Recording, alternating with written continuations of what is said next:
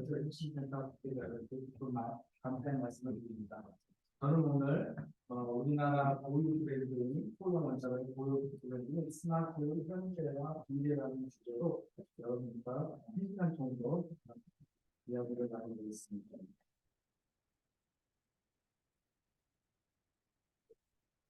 발표 목차는 크게 5가지로 구성을 하였습니다. 첫 먼저 소형 모듈 원자란 무엇인가 그 정의에 대해서 살펴보고, 그다음 세계 각국에서 지금 진행되고 있는 소형 모듈 원자로 개발 현황에 대해서 말씀드리겠습니다.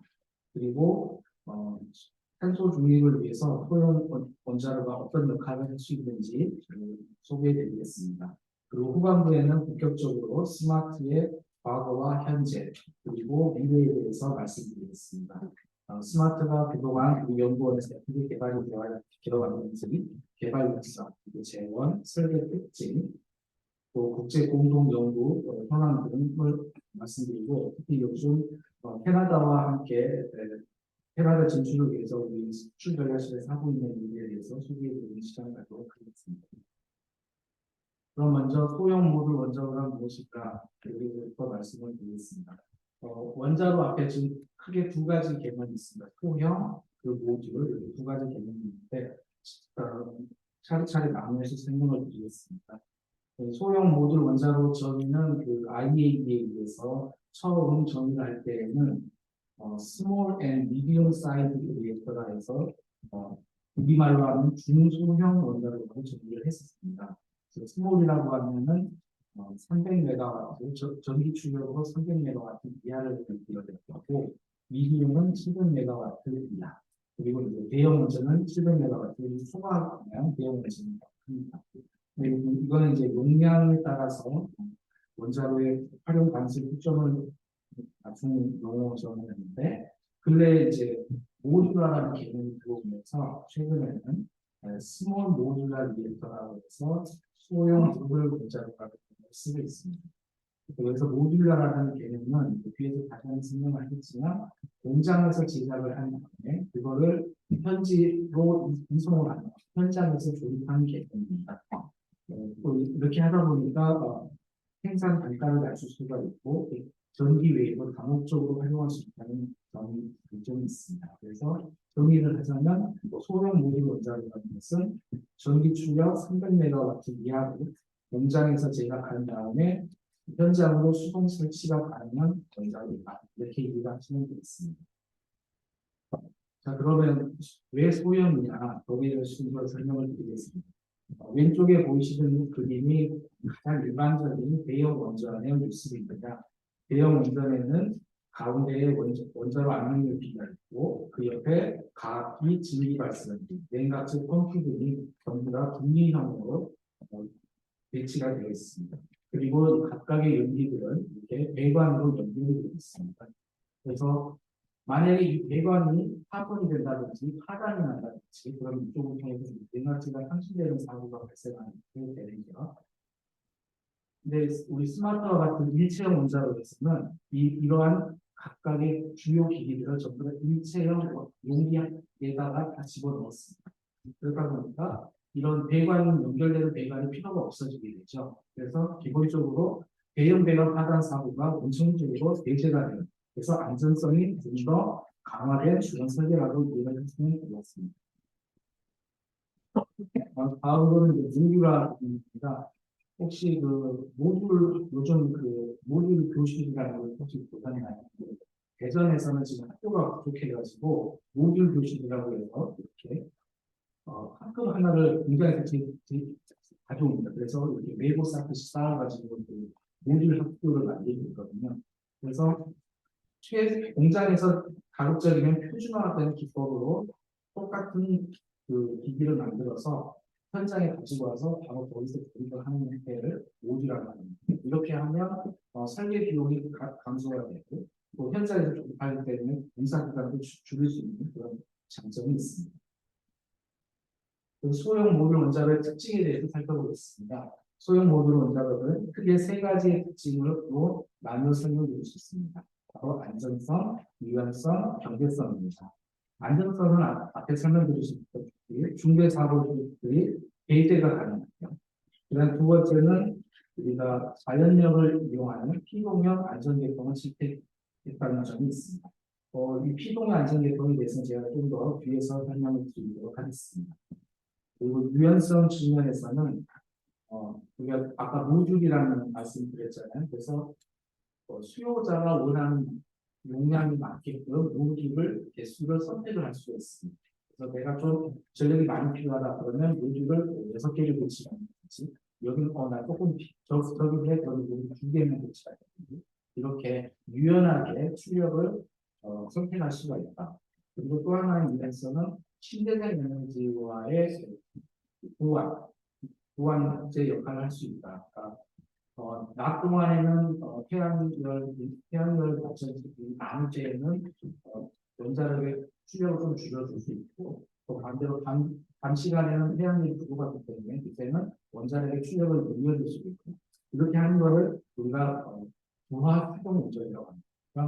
그러니까 전기 수요가 많을 때는 갑자기 출력을 좀 많이 늘려주고 출력이 좀 수요가 적을 때는 출력을 좀 줄여주고 그걸 부하 추종 운전이라고 하는데 대형 원전에서는 그게 힘들어요.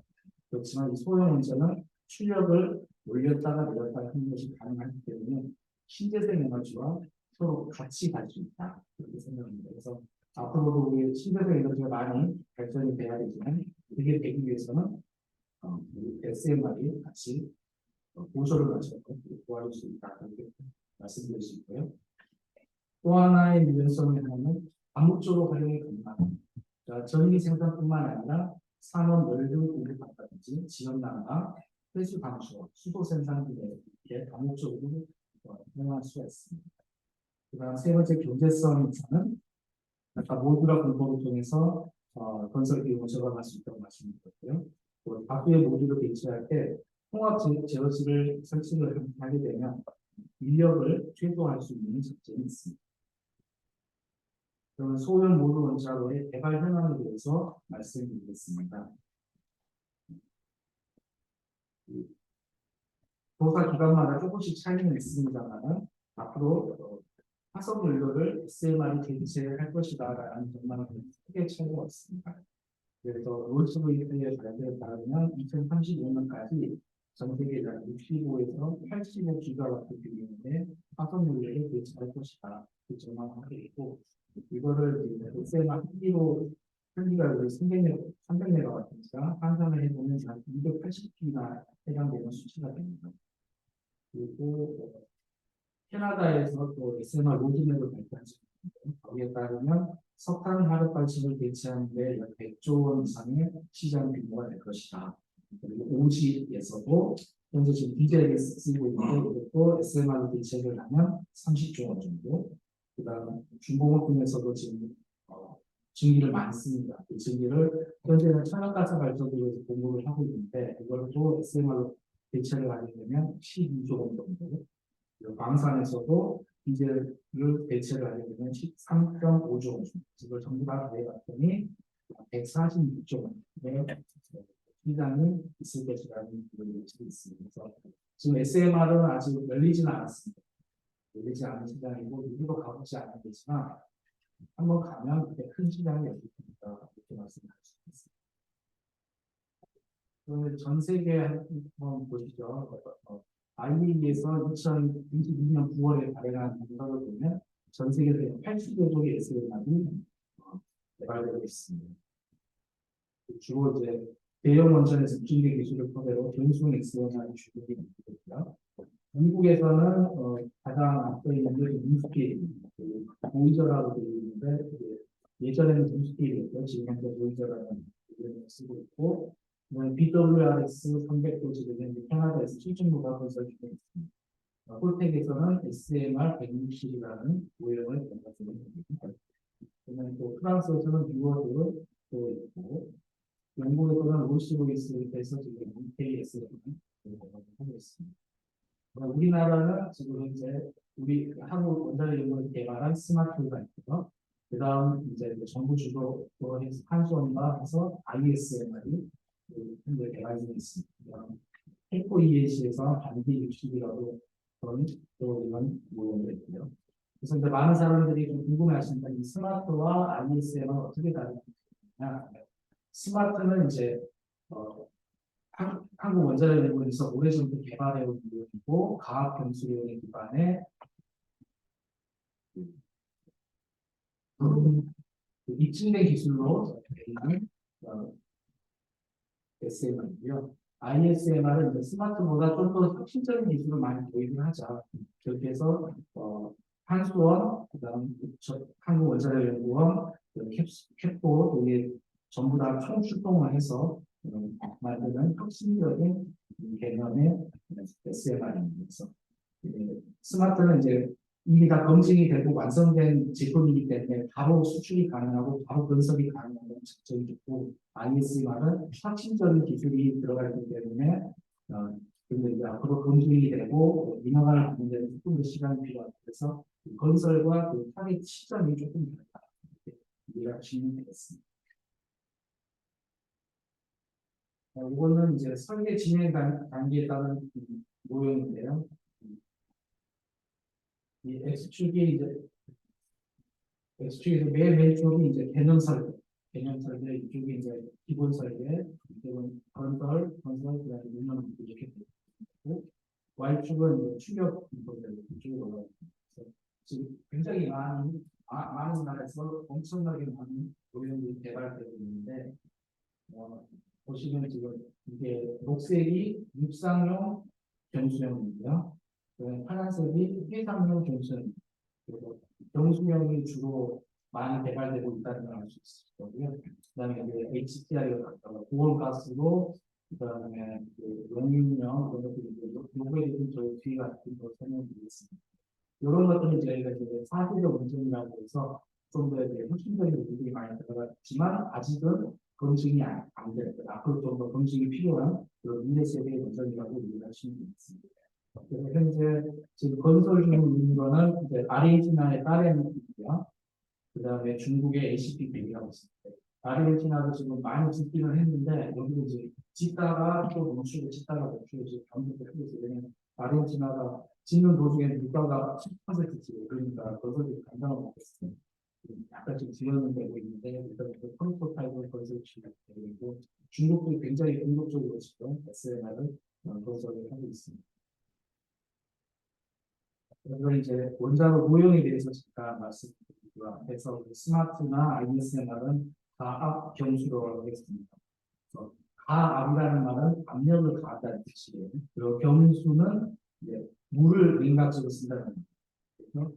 예, 가압 경수로 왜 압력을 가하냐면 냉각제가 끓지 않게 하기 위해서 압력을 가합니다. 그래서 약 150 기압 정도로 고압으로 가압을 시켜줘야 물이 안 끓거든요.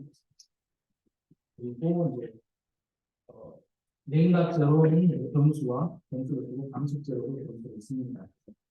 냉각제라는 거는 이제 원자로 내부에 열을 식혀주는 물질을 냉각제라고 하는 거고, 감속제라고 하는 거는 이제 중성자의 속도를 줄여준다는 거예요. 중성자의 속도가 너무 빠르면 내가 그 열 에너지가 멈출 때는 컨트롤을 못 하거든요. 그래서 원자로 발전해서 할 수 있게끔 속도를 줄여주는 그런 물질을 감속제라고 하는데 그 감속제도 경수를 사용합니다. 그래서 이 과학 평소의 장점은 운전 경험이 굉장히 오랫동안 축적이 되어 있고 안전성이 검증이 되어 있다. 그래서 그 과학 평수로 기반의 소형 원자로이기 때문에 안전성은 굉장히 생각하시면 되고요. 그다음에 비경수로니까 여기는 이제 감속제든 냉각제도 물을 사용하지 않는데요. 그래서 첫 번째 이제 소금 냉각 고속으로 하고 있습니다. 여기 이제 우리는 중성자 아니 감속제는 쓰지 않고 그러니까 속도를 줄이지 않기 때문에 여기 이제 고속으로 하는 거고요. 냉각은 소듐으로 합니다. 소듐 여러분들 알고 계신 나트륨인데요. 소듐을 쓰게 되면 이게 열 전달 능력이 좋아서 그런 장점이 있고 그 다음에 가압을 하지 않는 그런 대기업 수준에서 조절할 수가 있어요. 그러는 장점이 뭐냐면 원자로 연기를 간단하게 제거할 수 있어요. 앞에 경수로는 150 기압이나 되는 높은 압력을 견디하기 때문에 튼튼하게 만들어야 돼요. 여기는 대기압만 쓰면 되기 때문에 상대적으로 용기 제거기가 제거될 수 있다. 그다음에 초고온 가스가 있습니다. 여기는 헬륨기체를 냉각제로 사용합니다. 그리고 강속되는 흑연을 사용하고요. 이 고온가스, 초고가스의 특징은 여기 이제 700도로 되어 있는데 700도에서 950도까지 이렇게 높은 열을 에너지를 생산할 수 있습니다. 상대적으로 과학 공수로는 300도씨 정도 생각을 하시면 됩니다. 그리고 용융 원자로는 이건 좀 특이하게 폐연료가 냉각제에 녹여가지고 운전을 하는 이런 부분은 이제 해양 분야의 조정이 용이하다고 합니다. 이런 노용들이 있는데 어느 게 더 옳다, 우수하다, 됐다가 아니라 내가 원하는 특징, 내가 그 용도 거기에 맞게 선택을 해서 사용하시면 됩니다. 그래서 먼저 과학 경수의 가장 대표적인 그 스마트는 아까 말씀드렸다시피 과학이 원자로 냉각제 펌프, 증기 발생기, 도시 이런 것들이 전부 다 일체형으로 하나의 공기 안에 들어가 있다. 그리고 그 스마트는 전력뿐만 아니라 폐수 방수와 등 다양한 목적으로 사용을 할 수 있습니다. 만약에 담수화를 하게 될 경우에는 인도 10만 도시에 우리가 전기에 동시에 공급하는 것은 가능합니다. 소듐 냉각 고속으로 아까 설명을 잠깐 드렸었는데 액체 소듐으로 열을 전달하는 연자로입니다.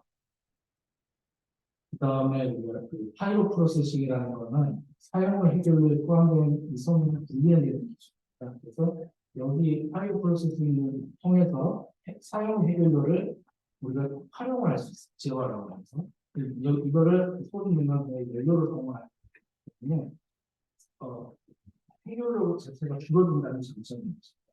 그러니까 이 소듐 냉각 고속으로 쓰면 고준의 폐기물을 처음 내는 방법이고 그 다음에 연료를 재활용하기 때문에 우라늄 그 비용이 감소가 되고 처분 비용도 절감할 수 있게 됐습니다. 근데 이제 문제는 소듐이 물과 반응을 하는 효과를 일어납니다. 물과의 반응이 최대한 막아야 되는 그런 어려움이 좀 있습니다. 그럼 이 초고온 가스로는 이제 950도쯤이 되면 고온이 열을 발생할 수 있는 초고온 가스입니다. 그래서 수소 생산을 하는 데 있어서 아주 좋은 방법입니다. 수소를 생산하기 위해서 고온의 열이 필요합니다. 여기서 950도까지 올릴 수 있으니까 수소를 만들 수 있는 게 아주 유리합니다. 단점은 이렇게 높은 온도에서 견딜 수 있는 용기를 재료를 찾는 게 어려워요. 그런 문제가 좀 큽니다. 또 소고온 가스로는 첨성수소가 전기를 안정적으로 생산할 수 있는 장점이 있고 수소 산업에 가깝다. 그리고 이제 냉각제로는 해동기체였는데 이게 이제 반응성이 낮아서 좀 더 안전하고요.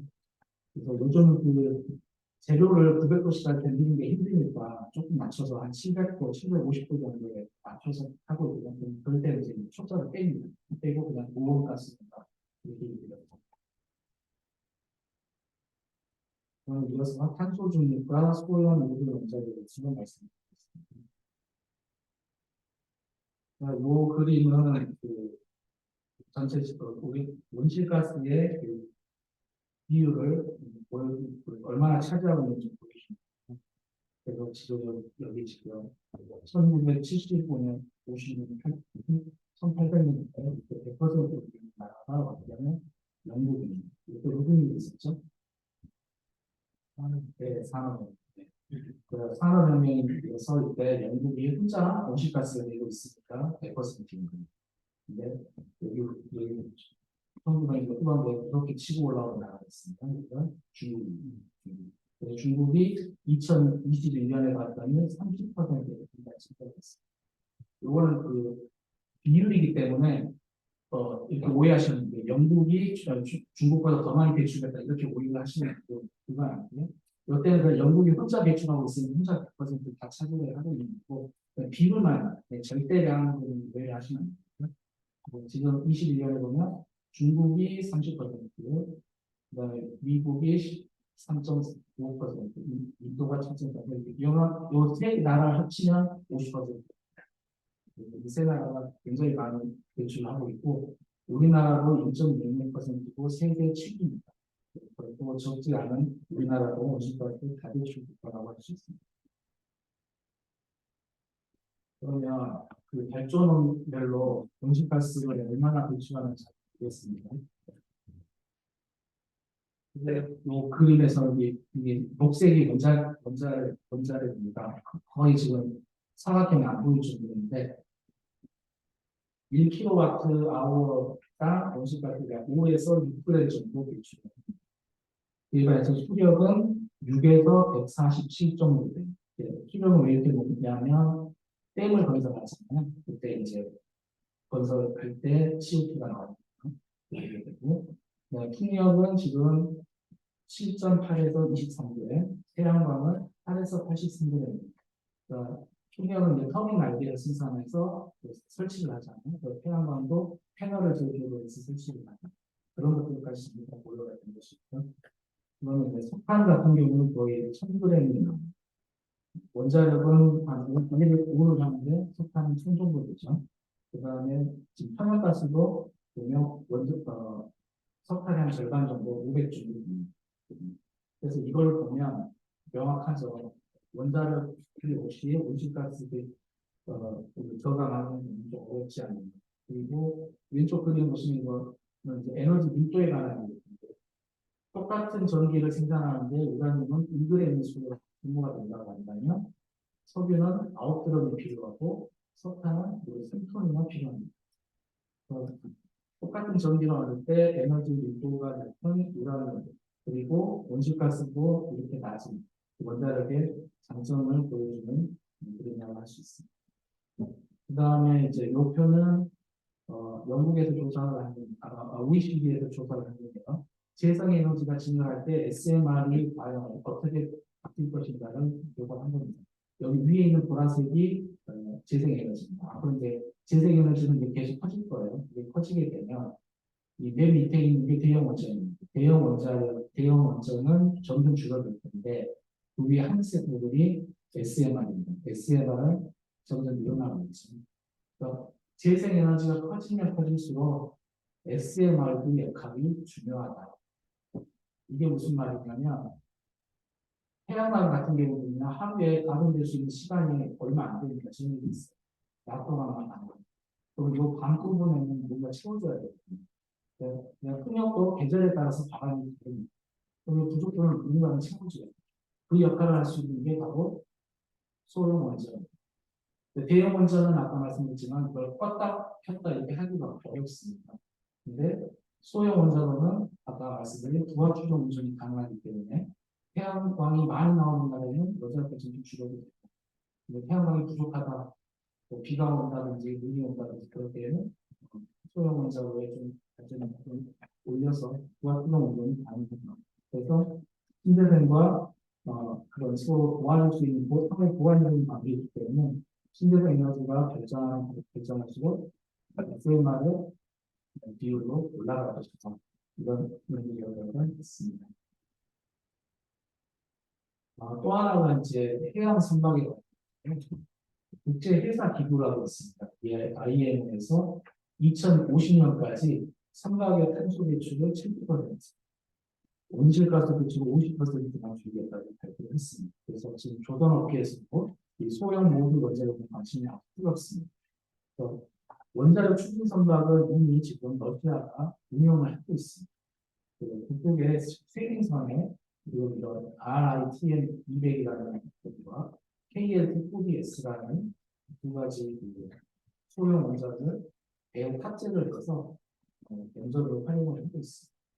그러면 이 선박에다가 원자력을 이제 하게 되면 장점은 시간 베이스를 줄일 수가 있고요. 그 다음에 연료를 교체하는 기간이 굉장히 길어집니다.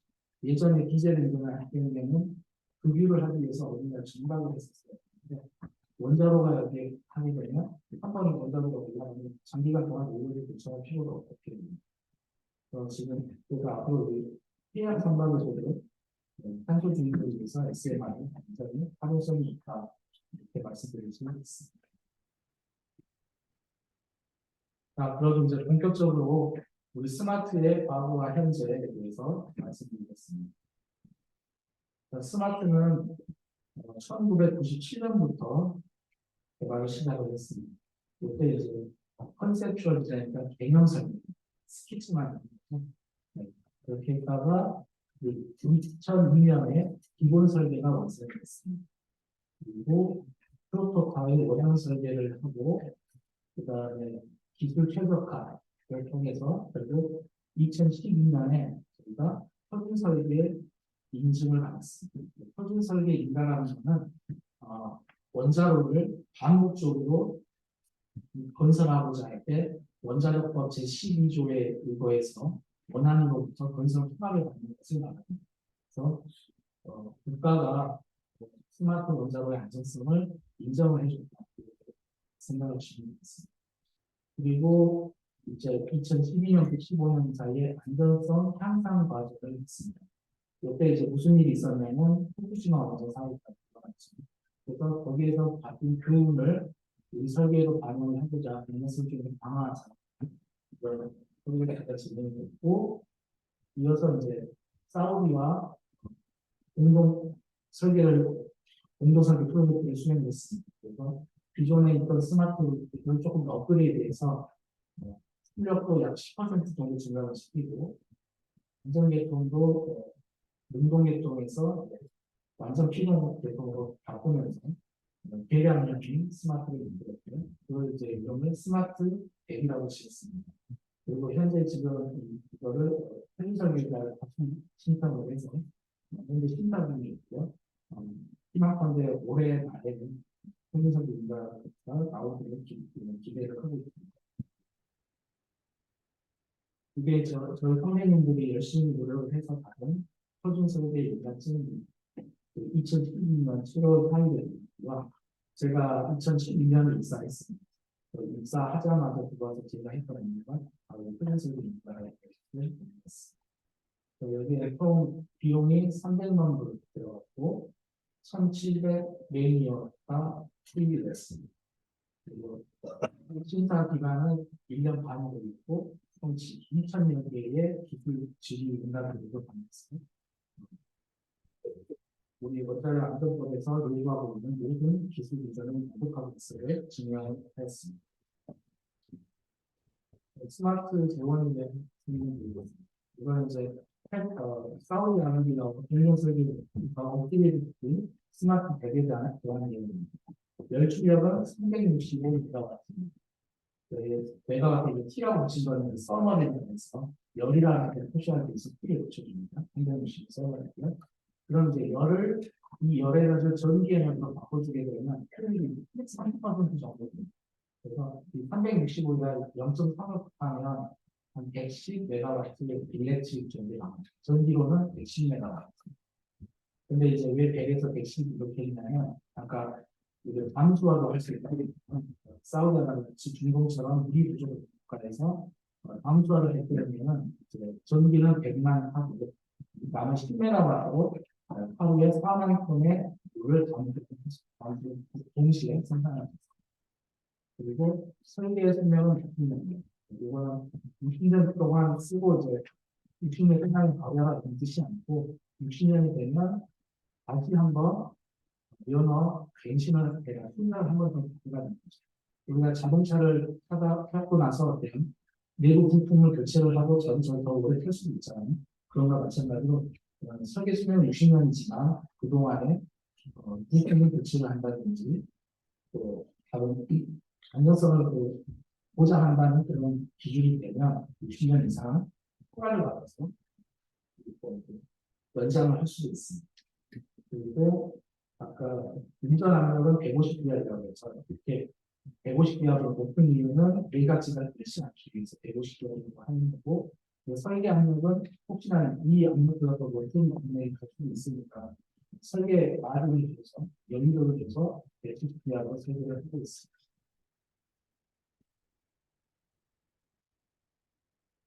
스마트 설계 특징은 완전 피동 안전계통을 채택을 했다는 완전 피동이라는 말이 좀 어려울 수 있는데 영어로는 이제 패시브라는 말을 씁니다. 이거는 우리가 이제 후쿠시마 사고의 가장 큰 원인이 뭐냐면 원자로의 잔해를 제거를 못하는 이게 가장 크거든요. 원자력 잔해를 제거하기 위해서는 펌프를 통해서 차가운 물을 공급을 해줘야 돼요. 그 공급을 해주려면 물이 필요하잖아요. 그 물을 전기를 돌려서 펌프를 돌려서 하는 거를 인공 안전제품이라는 액티브라고 해요. 그게 반대되는 게 있는데 패시브라는 것이 있어서 아니면 피동이라고 합니다. 이거는 그래서 그 펌프에 전기를 쓰지 않겠다. 오직 자연력만을 써서 원자로 내각을 하겠다는 뜻입니다. 지금 여기 빨갛게 되어 있는 게 해결료입니다. 원자로 모시는데요. 사고가 발생을 하면 원자로는 자동적으로 멈춥니다. 그렇게 설계가 되어 있어요. 근데 원자로는 멈췄지만 핵분열은 계속 일어납니다. 그러면 여기 있는 열을 제거를 해줘요.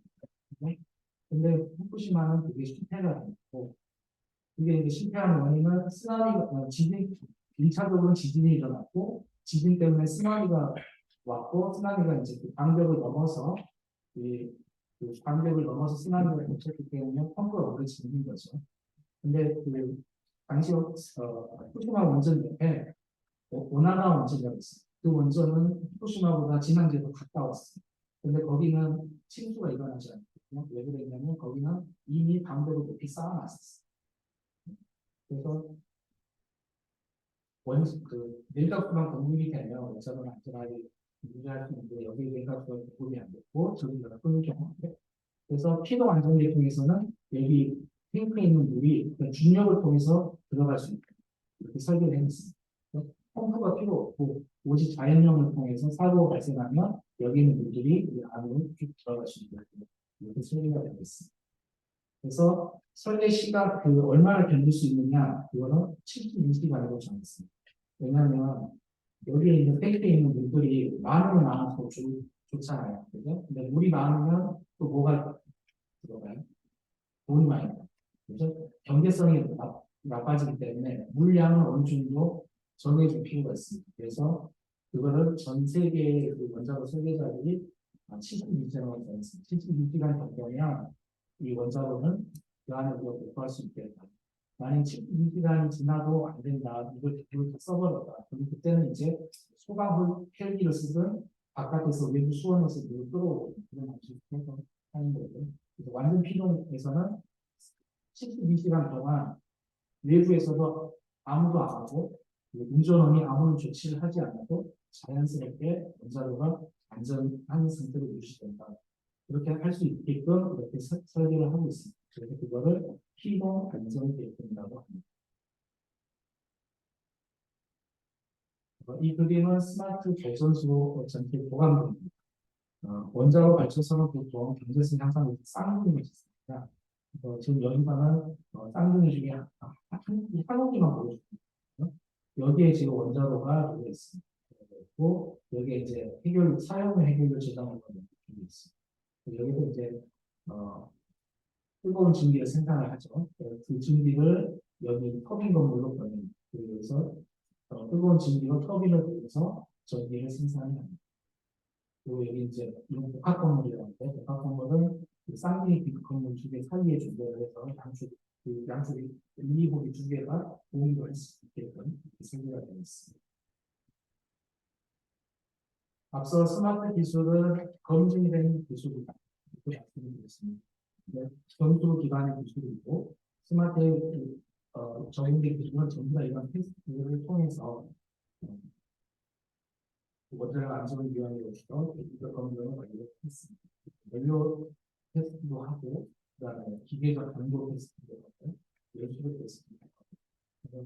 저희 연구원에는 스마트 ITL이라는 세계에서 가장 큰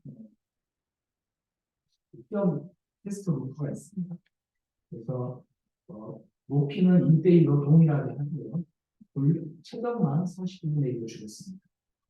높이는 1대1로 하는 거는 우리가 앞에 말했듯이 피동 안전계통이 중력을 통해서 주입이 되기 때문에 그 현상을 제대로 관찰하기 위해서 자연력 효과를 그대로 보기 위해서 높이는 1대1로 입식을 하고 체감만 40분의 1로 줄여서 시험을 했습니다.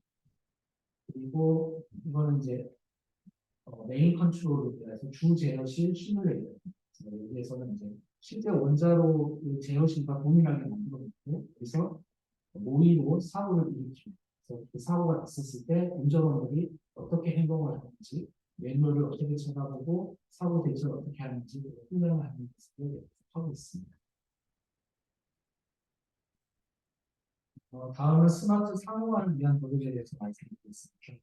스마트 100 원전은 사우디아라비아 공동 설계를 통해서 완성되었다고 말씀드렸습니다. 그래서 우리가 사우디아라비아와 파트너십 협약을 맺었고요.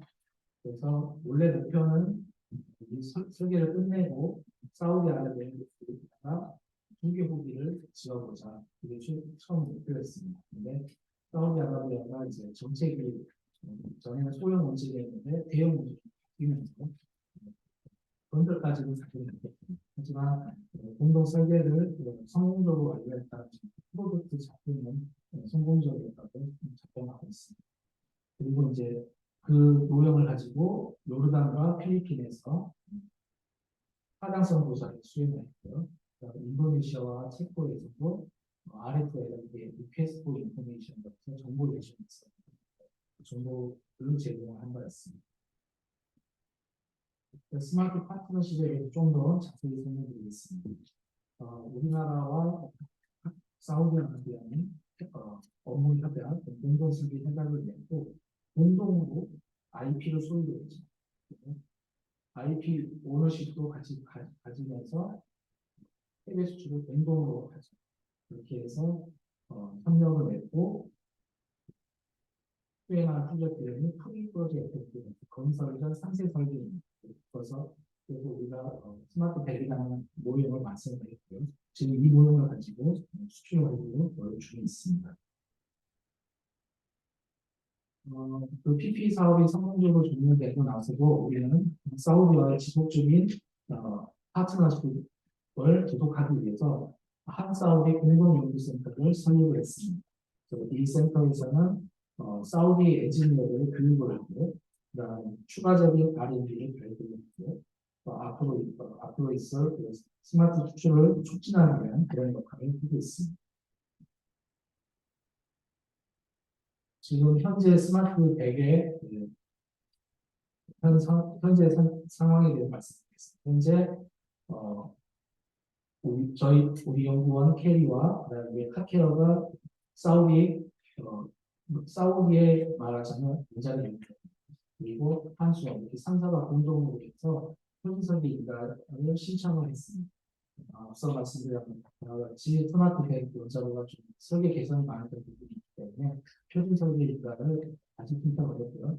그래서 올해 말에 지금 리뷰가 거의 끝나는 걸로 알고 있습니다. 올해 말에는 아마 표준 설계 인가가 나오지 않을까 기대를 하고 있습니다. 그리고 최근 제가 하고 있는 IEA 활동지를 잠깐 말씀드리겠습니다. IEA에서는 2022년부터 테크니컬 워킹 그룹이라는 걸 만들었습니다. 이거는 테크니컬 워킹 그룹도 스몰 앤 미디엄 사이즈들, 모듈라 이런 다섯 아까 저 처음에 말씀드렸던 점이 중소형 원자로 또는 모듈라 TWG-SM이라는 회의를 거쳤고요. 여기는 좀 20개국이 참여를 하고 있습니다. 아르헨티나부터 미국까지 총 20개국이 모여서 회의를 합니다. 우리나라도 참여하고 있고 제가 대표로 신청을 해서 2022년부터 회의를 해오고 있습니다. 그래서 이 TWSMR의 주요 목적은 각국의 개발자들이 모여서 SMR의 개발 현황, 설계, 그다음에 배치 계획, 경제성 평가 이런 것들을 나누는 자리입니다. 제가 이런 걸 보여드리고 싶은 이유가 우리 학생들이 많이 혹시 나는 국제기구에서 일하고 싶다 그런 포부가 있는 학생들이 있으면 도전해 주시라고 이 사람을 가지고 왔습니다. 여기 보면 여름이나 겨울에 학생 인턴들도 많이 모여서 근무를 하더라고요. 혹시 관심 있으면 국제기구도 한번 도전해 주시기 그리고 제가 또 IE를 또 하나 하고 있는데 안전조치 개발입니다. IE에서는 이제 SMR을 적용하기 위한 선진화된 안전조치라는 걸 하고 있는데요. 안전조치라는 말은 생물질을 개량하고 관리하는 것. 이를테면 어느 원자력 발전소의 핵물질이 100g이 들어왔어요. 그래서 다음에 1년이 지나서 왔는데 그게 100g이 아니라 98g이라고 인구를 잃어버렸어요. 그럼 이게 어디로 가요? 이런 거를 이제 계량합니다. 그래서 IAEA는 사찰할 수 있는 방안이 있습니다. 우리나라 국제 협약에 가입이 되어 있기 때문에 IAEA에서 원하면 언제든지 우리나라 원자력 발전소를 해서 사찰을 할 수 있습니다. 그래서 이제 스마트 팩도 이제 처음 하는 SMR 설계이고 그러면 이 설계를 할 때 그런 안전 조치, 핵 사찰을 할 때 좀 더 용이할 수 있게끔 그런 것들도 고려를 해서 설계를 해놔. 그런 면에서 지금 해결한 게 안전 조치가 되면 SMR을 처음 발표했고요. 이게 지금 제가 2024년 9월에 일단 초안을 발의에 제출을 했고 지금 이제 인수 중에 있고 아마 내년쯤에 발간이 될 건데 아마 세계에서는 제일 빠른 그 유일한 노력이 될 것이라고 생각하고 있습니다. 다음으로 이제 스마트의 미래에 대해서 말씀드리겠습니다. 저희 한국원자력연구원에서는 올해 2월에 수출 전략실을 출범했습니다. 이 수출 전략실의 목적은 대한민국 고유 브랜드인 소형 원자력 스마트의 수출 경쟁력 강화를 했고 앞으로 수출 기반을 진출하고 연구원들의 역량을 결집해보자. 저는 원래 계속 쭉 스마트 개발단에서 스마트 설계만 하고 최근에는 이렇게 수출 전략실에서 수출 원자를 하고 있습니다. 그래서 이 수출실의 가장 타겟은 캐나다고 그래서 제가 오늘 바로 캐나다에서 왔거든요. 출장 갔다 와서 그 가방을 그대로 끌고 왔습니다. 인천공항에서 캐나다 갔다 왔는데 캐나다가 지금 굉장히 빠르게 SMR 시장이 변화하고 있는 소비를 해드립니다. 캐나다는 오일샌드가 세계 2위 대상입니다. 2위는 베네수엘라고 그다음 지금 말하는 게 캐나다입니다. 그래서 거의 사우디아라비아에 있는 원유만큼이나 많은 오일입니다.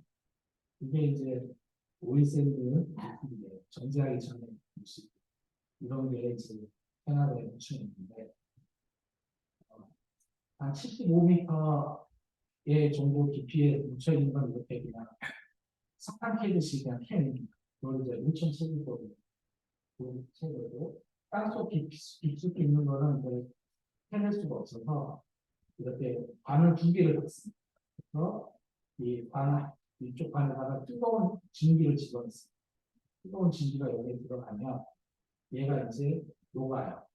녹으면서 이제 기름하고 모래 이런 것이 분리가 되면서 전도가 나타나요. 지금 전도가 굉장히 높기 때문에 이거 뽑아 올 수가 없는데 뜨거운 증기를 넣어서 이쪽에 이제 온도가 낮아지게 되면 그래서 오일을 이렇게 지상으로 끌어올릴 수 있게 됩니다. 이런 거를 이제 지하에서 세게 이렇게 있습니다. 근데 이제 지금 현재 캐나다 엘버타 주에는 이 작업을 하는 데 있어서 전부 천연가스를 화력 발전소를 쓰고 있거든요. 근데 거기서 엄청난 양의 온실가스가 나옵니다. 근데 이제 캐나다 정부가 탄소 중립을 해야 되니까 탄소세를 엄청나게 지급했어요. 작년에는 CO2 톤당 50불을 내었거든요. 근데 올해는 65불입니다. 내년에 10불입니다. 그리고 2030년이 되면 110불입니다. 그러면 이제 오일샌드 업자는 이 사업을 할 수가 없게 되거든요. 그래서 이 오일샌드에서 하는 제일 첫 번째 생각은 그 탄소를 포집을 해야겠다. 이게 CTUS라고 탄소 포집, 저장, 그런 활용 기술입니다. 네, 탄소를 그러면 발생 탄소를 이제 포집을 하잖아요. 그럼 포집한 거를 이제 수동 파이프라인 따르고 이거를 땅속에다 오는다면 이걸 그래서 그것도 하나의 대안이긴 한데 발생되는 양에 비해서 땅속에 무슨 항목이 없어요. 그래서 가장 좋은 거는 온실가스를 배출하지 않는 설정이 SMR입니다. 그래서 지금 SMR을 보시면 굉장히 없습니다. 그래서 이게 이제 기본적인 우리 스마트를 어떻게 하면 OECD에다가 적용시킬 것인가. 예전에는 여기서 이제 찬물이 들어가고 뜨거운 증기가 나오면 이 증기를 바로 터빈으로 보내서 전기를 생산해서 그렇게 발전을 했죠. 근데 여기는 이제 전기 생산이 아니고 증기가 공급되니까 여기에 나오는 증기를 땅속으로 보내는 거예요.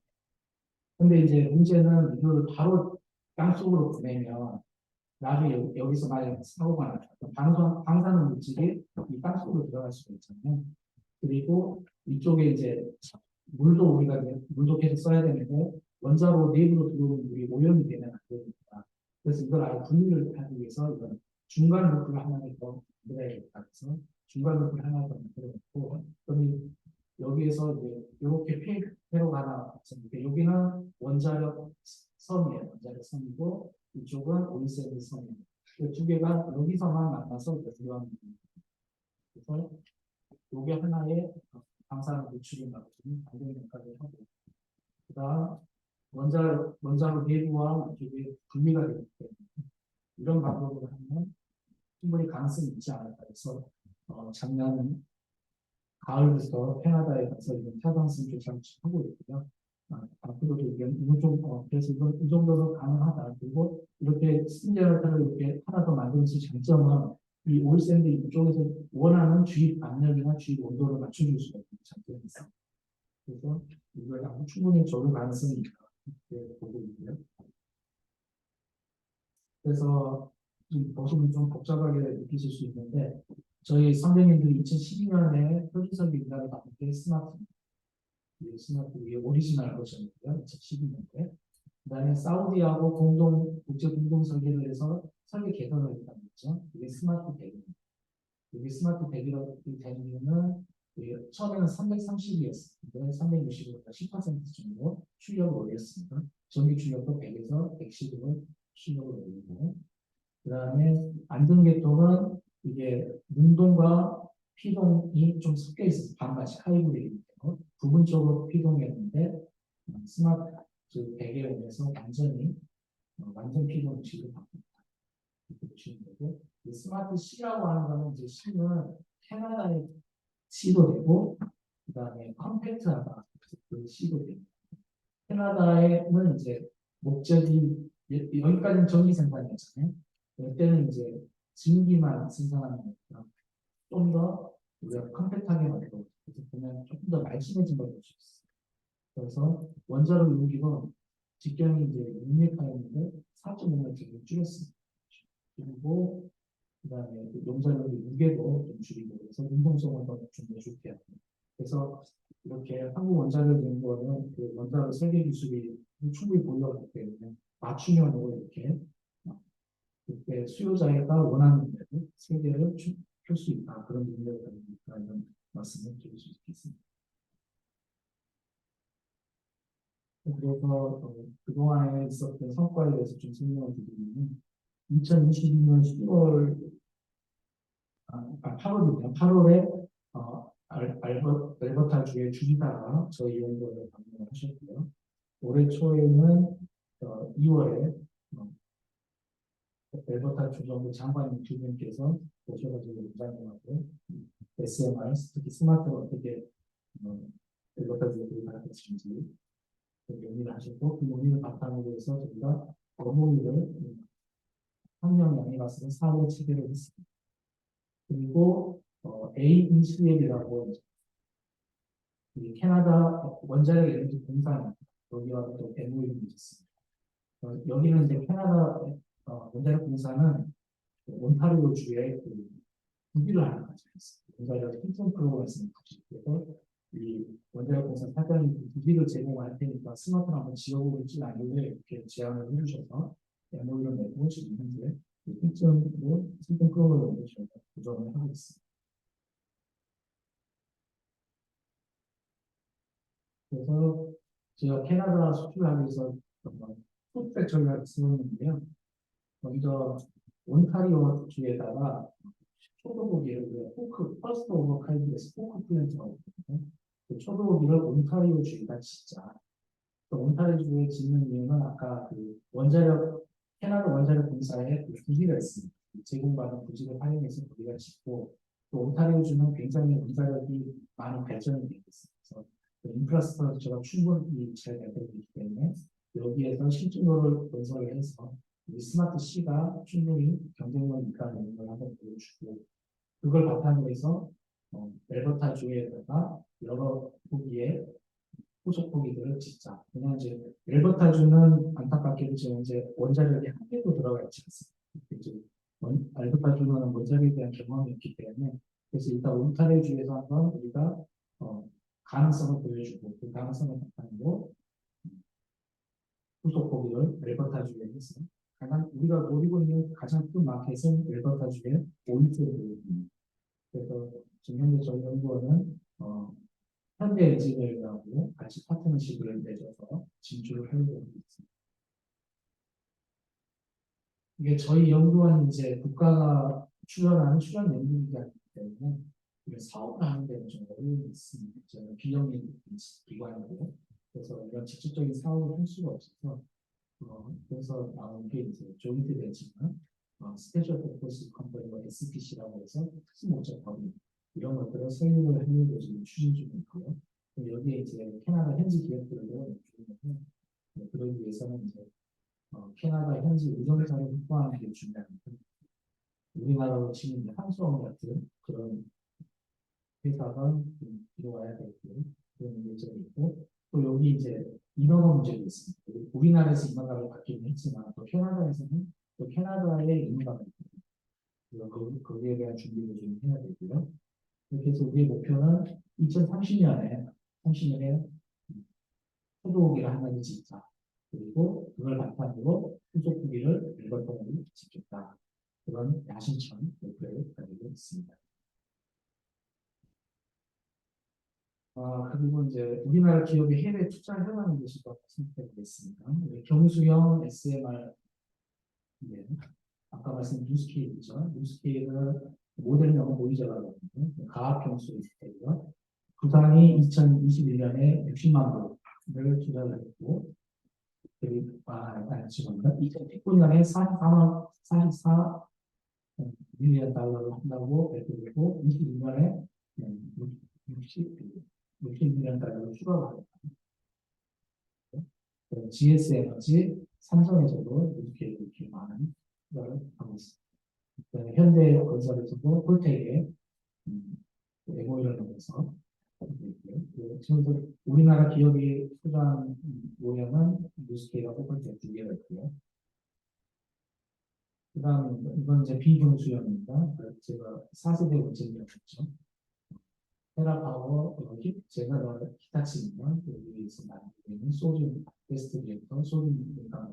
거기 SK가 262만 달러, 현대에서도 32만 달러 투자를 하고 있고요.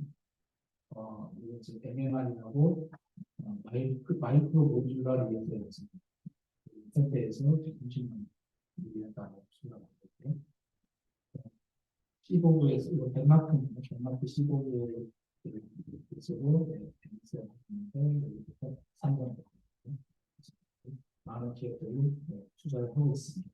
지금 안타깝게 이제 스마트에 투자하고 있는 기업은 아직 없는데 앞으로 이제 빅나다 사업이 가시화가 되면 충분히 우리나라도 많은 투자를 할 것이라고 희망.